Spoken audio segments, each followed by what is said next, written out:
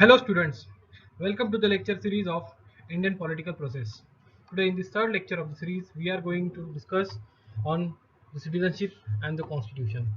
Starting with the fundamental rights, to this lecture we are going to understand our basic rights given by the constitution. Fundamental rights. Yeah. During our freedom struggle, the leaders of the freedom movement had realized the importance of the fundamental rights and demanded that the British rule should respect the rights of the people. The Motilal Nehru Committee had demanded Bill of Rights for in 1928. It was therefore natural that when India became independent and the constitution was being prepared, there were no two opinions on inclusion and protection of the rights in the Constitution. The Constitution listed the rights that would be specially protected and called the fundamental rights. The word fundamental suggested that these rights are so important that the Constitution has separately listed them and made special provision for them.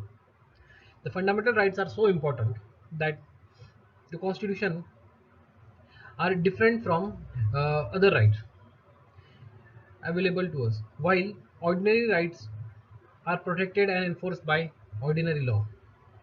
Fundamental rights are protected and guaranteed by the constitution of the country. So, to protect and safeguard the fundamental rights, we have judiciary, having the power of judicial review, has just power and responsibility to protect the fundamental rights from violated by actions of the government. Executive as well as legislative action can be declared illegal by the judiciary if this violation of the fundamental rights or restrict them in the reasonable manner. However, fundamental rights are not absolute but qualified. Government can put reasonable restrictions on the exercise of the fundamental rights. Fundamental rights are enshrined in Part 3 of the Constitution, from Article 12 to 35. They are categorized in six types. So, if we go through that, uh, in further we will study about it. But fundamental rights are also called as the Magna Carta of the India. It contains a very long and comprehensive list of justifiable fundamental rights. In fact, the fundamental rights are more inclusive in India, in Indian Constitution, than they are contained in USA, the Constitution of United States of America. Fundamental rights are guaranteed by the Constitution to all the people without any discrimination. They uphold the equality of all individuals, dignity of the individuals, the larger public interest and unity of the nation. Fundamental rights are mean for promoting the ideals of the political democracy. They prevent the establishment of authoritarian and despotic rule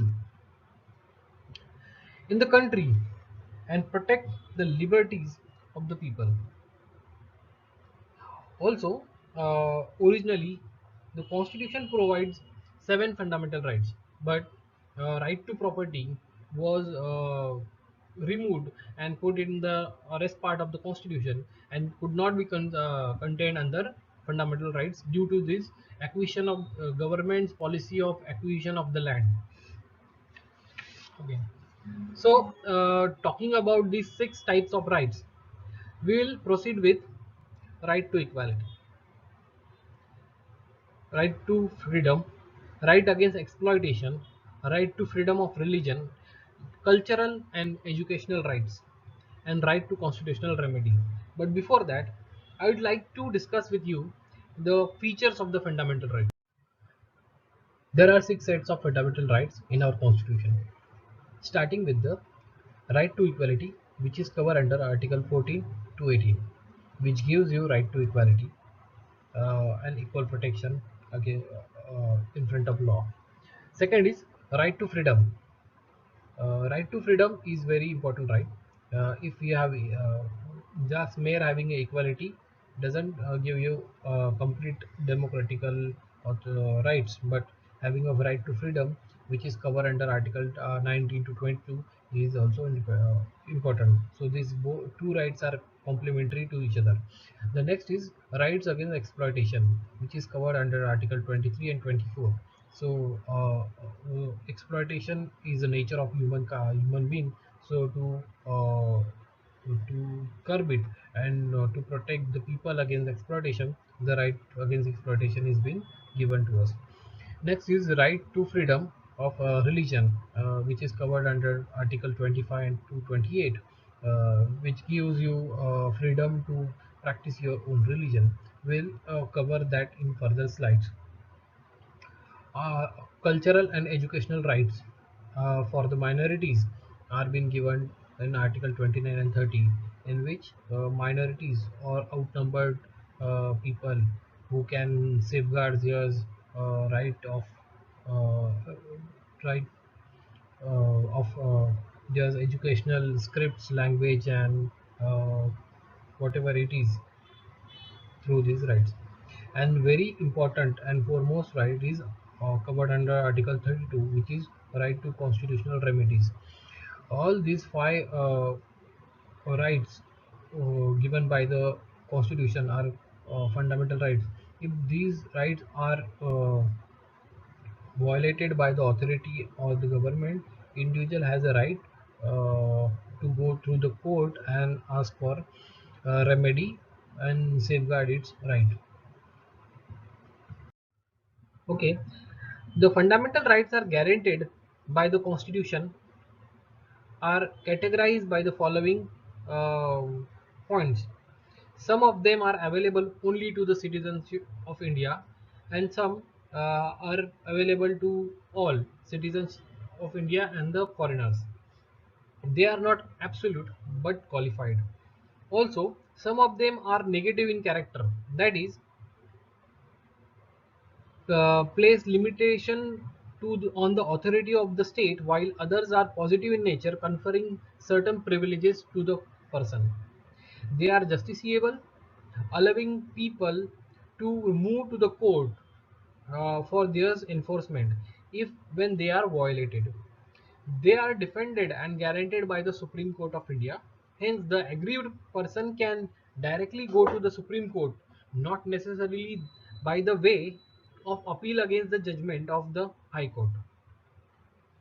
So, the most of them are directly enforceable, while a few of them can be enforced on the basis of law made by giving effect to them. Such a law can be made only by a parliament. So right to equality is a category of fundamental rights covered in Article 14 to 18. We are going to discuss now. In Article 14, right, equality before law and equal protection of law is covered. So Article 14 says that the state shall not deny any person equality before law and equal protection of law within the territory of India. This provision confers right of on all the persons, whether citizens or foreigners. Moreover, the word person includes legal person, statutory corporation, company, registered society, or any type of legal entity. So, right to equality is been exercised to form to uh, no safeguard equality in the society or equality before the law with the person. Okay, Article 15, it is prohibition of discrimination on grounds of religion, race, caste, sex, or place of birth. So it is very important since in India we have been gone through many inequalities in our society. Also, discrimination was also been practiced by our society in past. So, Constitution of India guaranteed to the citizen of Indians that they are being treated equal and no discrimination could be happen between them. So it provides for equal access to public places like shops, hotels, place of entertainment, whales, bathing ghats, and place of worship. So in past you may have read that they used to no there some section of society were not allowed to drink water from the common community wells. Also, they are not allowed to worship in common temples. Also, in the British era, there was a race discrimination. Indians were not allowed in hotels and the places where British could enjoy their leisures. So, to eliminate that mindset or eliminate that practices, right prohibition was mentioned in fundamental rights. So then government or anybody in India could exercise this discrimination with the people. It also prohibits any discrimination in public employment on any of the above mentioned basis. The right is very important because our society did not practice equal access in the past. As I told you, the practice of untouchability is one of the crudest manifestation that the state of inequality. This has been abolished under the right to equality. The same right also provide that the state shall confer no title to a person except those who excel themselves in a military or academic field. So no titles were allowed. Okay, so next right is Article 16, equality of opportunity in the matter of public employment. Uh, so you in our preamble you will find this equality, the word equality, equality of status as and equality of opportunity. So equality of opportunity means that all section of the society enjoy equal opportunities. But in the society where there are many discriminations, there are many inequalities, and people are not enjoying actually having access to the equal opportunity, government, our constitution, not the government, our constitution has safeguarded the right, given us the right to being treated and considered as the uh, in a public employment as equal and to give an equal opportunity. But all these years, there may thousands of years, the inequality has been practiced. How could that the people who are deprived can be equal in a over through overnight? So the special provisions are being made to bring them, they uplift them, and to give them access of mainstream employment. Okay, so that's what Article 16 says. The Constitution also clarifies that the government can implement special schemes and measures to improve the condition of a certain section of the society, children's, women's, and socially and educationally backward classes. You may have heard about reservation in jobs and in admissions. You would have wondered why there's a reservation if we follow the principle of equality. Okay, so this is a paradox or ambiguity you must be come to know. But in fact, the Article 16.4 of the Constitution explicitly clarifies that the policy of reservation will not be seen as a violation of the right to equality. But if you see the spirit of the Constitution, this is required for the fulfillment of the right of equality of opportunity also. So not just equality, but equality of opportunity is being fulfilled. Okay, so the next right is abolition of untouchability and prohibition of its practice.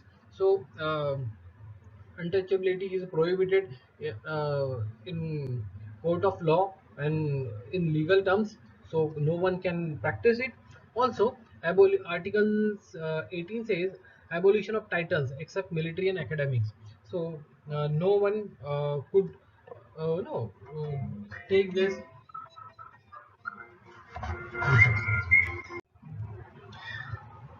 Article 18 says abolition of titles except military and academics. So it is true that previously people inherit the title through the birth, like Maharaja, Raja, Maharaja, and Nawab, and etc. So all these titles are being surrendered, and only titles given by the military excellence and the academics can be carried.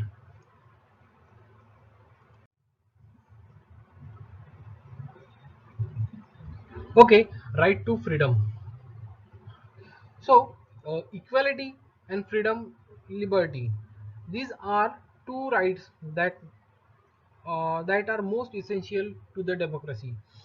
It is not possible to think of one without thinking of other. Like if you have equality but you don't have a freedom or liberty, then it has no use. So freedom, liberty is also very important, but it can be exercised in very qualified manner. Likewise, liberty means freedom of thought, expression, and action. However, it does not mean freedom to do anything that one desires or likes to do.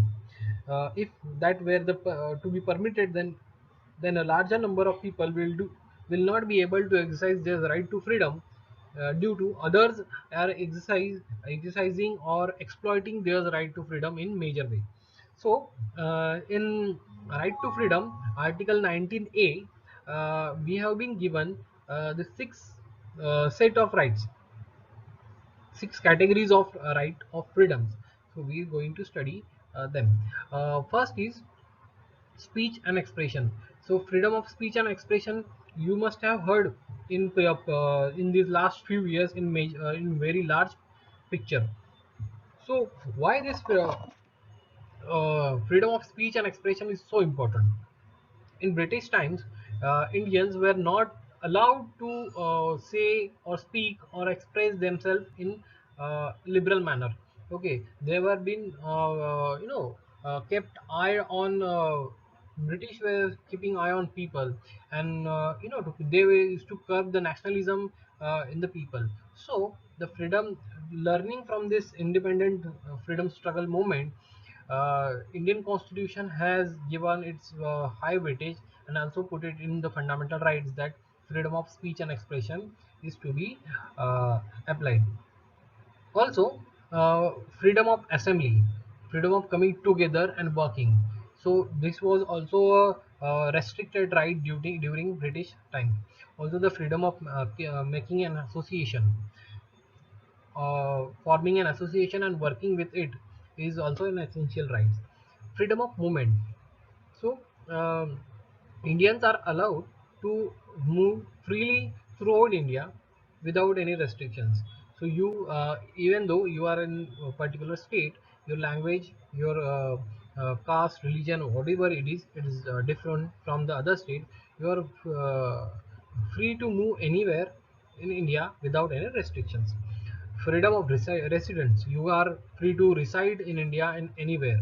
Also profess your profession or carry your livelihood any part of India. So Indian Union is a true kind of union. It is not just union of states carrying individual entities, but it is a one union where people can access their rights. People can exercise their right in free way and move, reside, and profess their profession anywhere in part of India.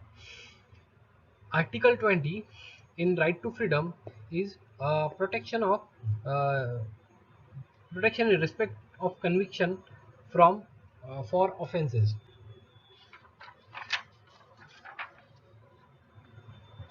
So that means no one can be arrested without being told the grounds of such arrest. If the person has the rights to defend himself by the lawyer of his choice, also it is mandatory for the police to take that person to the nearest magistrate within 24 hours. So if anyone being arrested without warrant, it is mandatory for the police or authority to produce to the in front of magistrate and court and to get an order. The magistrate, who is not a part of police, will decide whether the arrest is justified or not. So this is very important right against the unlawful harassment, and government in power always exercise and exploit their uh, you know uh, authority and use the constitutional machinery over their enemies. So this right safeguards the uh, right from arrest. Next is protection of Article 21, and it is very important. It is very much important because even during the national emergency, these rights cannot be suspended. Protection of life and personal liberty. So, protection of life and personal liberty, no person shall be deprived of his life or even personal liberty except according to the procedure of established by law. The foremost right among the rights of freedom is the right of life and personal liberty. No citizen can be denied his or her life to except by the procedure laid by the law. Similarly, no one can deny his personal liberty. So, if you see this personal life and liberty and right to life cannot be surrender or like no one can take it from you. Next is Article 21A, which was included in 2002 and taken the reference from directive principle of state policies. We'll going to study them further. Right to elementary education. Okay, so every parent has a rights. No, every individual has a rights, and parents has a duty to send their child in educational institute. And every individual from age 7 to 14 has a right. It's a fundamental right to be to study in government school. Okay. Uh, uh, Article 22 protection against arrest and detention in certain areas. So our constitution ensures that person accused of various offences would also get sufficient protection. We often tend to believe that anyone who is charged with some offences is guilty. However, no one is guilty unless the court has found that the person guilty of an offense. It is also necessary that the person accused of any crime should get adequate opportunity to defend himself or to ensure a fair trial in a court, and the constitution provides the three rights. So which are they? The no person would punish for the same offense more than once. No law shall declare any action as illegal for a back from a backdated, and no person shall be asked to give evidence against himself or herself. So this is the uh, three rights were given to the person against their his detention. In that one is that if you have done a crime, uh, if you have done something offense now, and the law curbing to that crime is not been framed, so you cannot be detained in future anytime. But okay, also uh, no court can force you to produce an evidence against yourself. So this was the right from right to freedom. Next is right against exploitation, Article 23 and 24. Article 23 says prohibition of human trafficking of human and forced labor. Article 24 says prohibition of employment of children in factory. So in our country there are millions of people who are underprivileged and deprived. They may be subject to an exploitation by their fellow human beings. One such form of exploitation in our country has been uh, uh, carried by a beggar or forced labor without payment. Another closely related form of the exploitation is buying and selling of human beings. It has been called as human trafficking. Using them as slaves, both of these are prohibited under the constitution. Forced labor was imposed by landlord, moneylenders, and the wealthy person in the past. Some form of the bonded labors still continue in very minute way, especially in brick working system.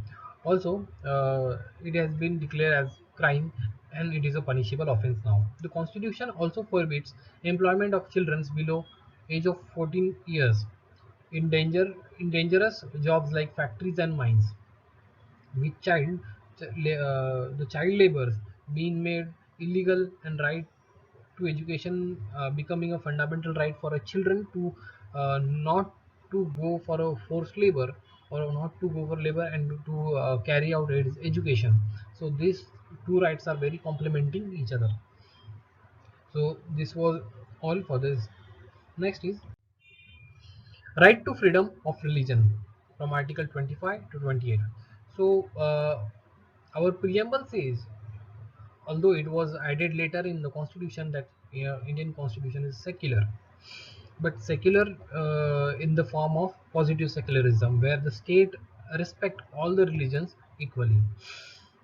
Right to freedom of religion. Freedom of Article 25 says freedom of conscience and free profession, practice and propagation of the religion. Article 26 says freedom to manage religious affairs. Article 27 says freedom from payment of taxes for promotion of any religious practices. Also, Article 28 says freedom from attending religious instruction or worship in certain educational institutes. According to the Constitution, everyone enjoys the right to follow the religion of his own choice.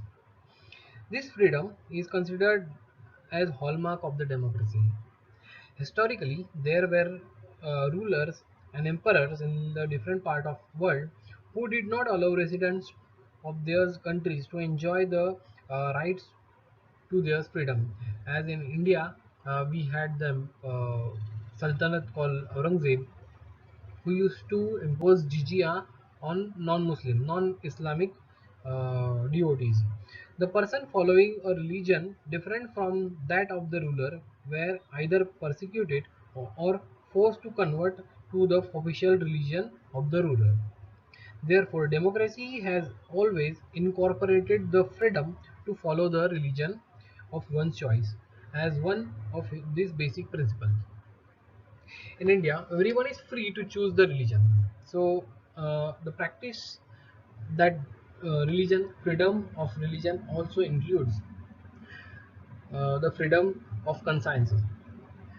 That this means that person may choose the religion, any religion, or may choose not to follow any religion, or you want to be an atheist.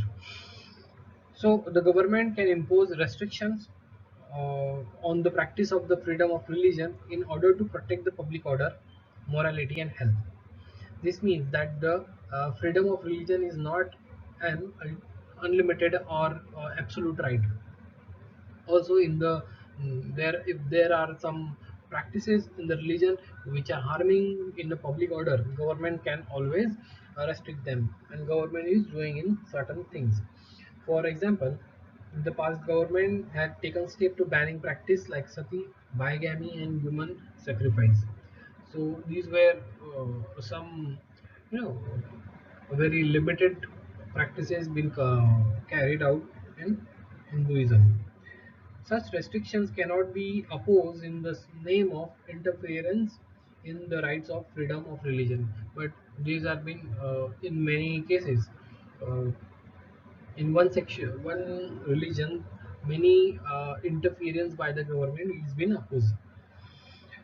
Freedom of religion become a matter of political controversies for yet another reason.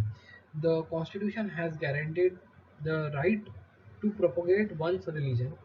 This includes persuading people to convert from one religion to another. So again, there is a paradox. So uh, in Article 25, they are said that you are free to profess, practice, and propagate the religion in by. So next is cultural and educational rights. Article 29 and 30. Article 29 says protection of language, script, and cultural uh, of minority. Article 30 says right of minorities to establish and administer educational institute. When we talk about Indian society, the image of diversity comes in our mind. We Indian society is not made up of monolithic society. We are a society that has a vast diversity. In such society of full of diversity, there would be a social section which is in small number, or who are outnumbered in our society, who has their unique language, who has their unique cultural script, and cultural forms in every acts of life. So these minorities can safeguard their culture or language or script and under article 29. So they can practice it, they can safeguard it through the institution. Government has a set of uh, grant in aid to protect the minorities interest. Also, all minorities or religious or linguistic group can set up their own educational institutions. By doing so, educational institution discriminate against any educational institution on the basis that is under management of minority uh, committee community. So you must have seen there are minority colleges like of Sindhis and Gujaratis and other sections in Maharashtra. So these are being carried out under Article 30 and they are being safeguarded. So this was all about Article 29 and 30. Next is right to constitutional remedies. One would agree that the Constitution contained a very impressive list of fundamental rights. So, say constitutional remedy means right to move to the court for the enforcement of the fundamental rights. But merely without uh, writing a writing down the list of the rights is not enough. You also need to safeguard it.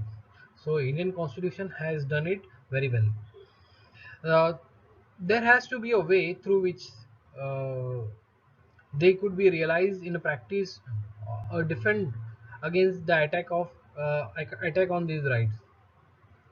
So, right to constitutional remedies is the mean through which uh, that this can be achieved. Dr. Ambedkar considered the right to constitutional remedies as the heart and the soul of the constitution.